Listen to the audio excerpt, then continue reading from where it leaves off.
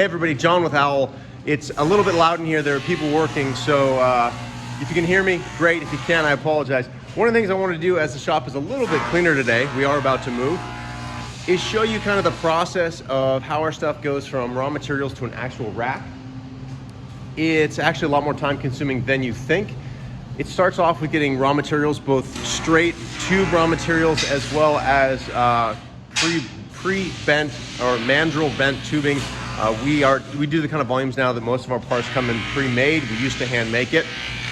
So this right here is just a rack of aluminum. Aluminum as a raw material is expensive, fairly hard to work with, but light. So that's why aluminum is great for a lot of the stuff that we do. So those aluminum tubes come in, we then take the straight 2-inch tube and we cut it into what's called an upright. We're talking about our B2 rack today. This is the upright, so that's just a straight tube, so we just cut those in-house. Then what happens, these are just what we call end caps.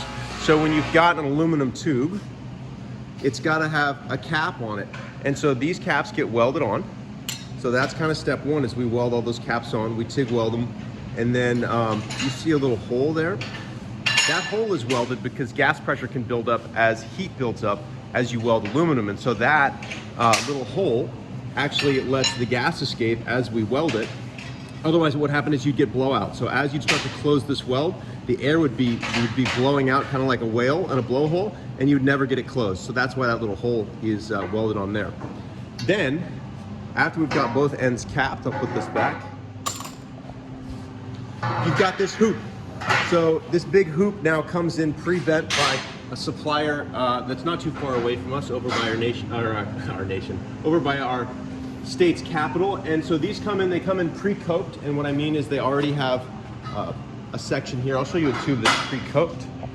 Here are some more raw materials. These are for our tire carriers. So you see how that's got a notch in it right there?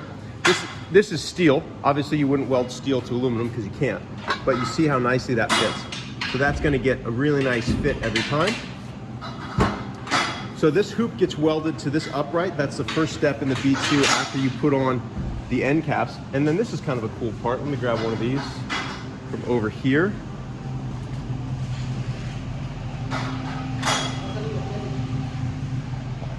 So this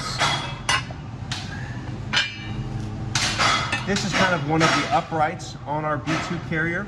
And this was the part that I designed. And the purpose, as I mentioned in some of the other B2 videos, is to be able to attach this to the tube, but also get back in behind it. This is 1/4-inch aluminum, which is fairly hard to work with. This part starts out flat. It's laser cut. And then after it's laser cut, they use a computer guided press brake to bend perfect 90s on this.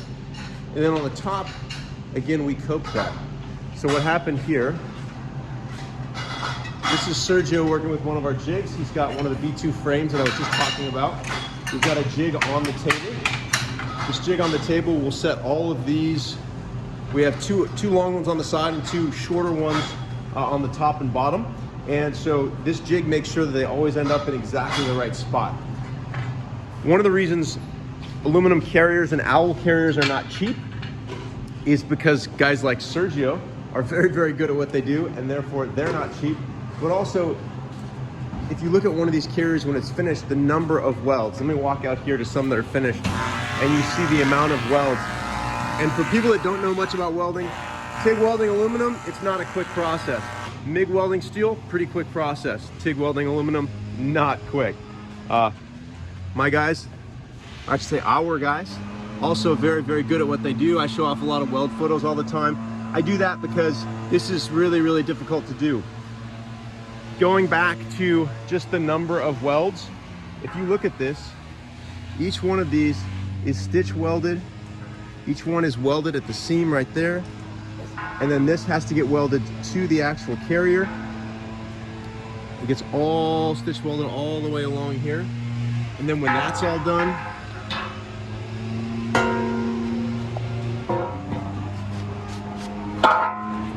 you got these hinges that need to get welded. All this stuff custom made for us. All these parts, all this goes on. So what may look like a fairly straightforward and simple product, the B2, actually has hours and hours of welding in it, hours of design time. Getting these parts made and bent by specialty lasers and specialty machines is not easy.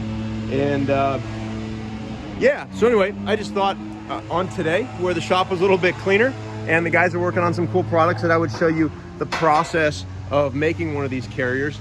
We spent a lot of time working very hard on our quality, and hopefully that shows when you get your carrier, but know that a lot of time and thought went into the product that you have.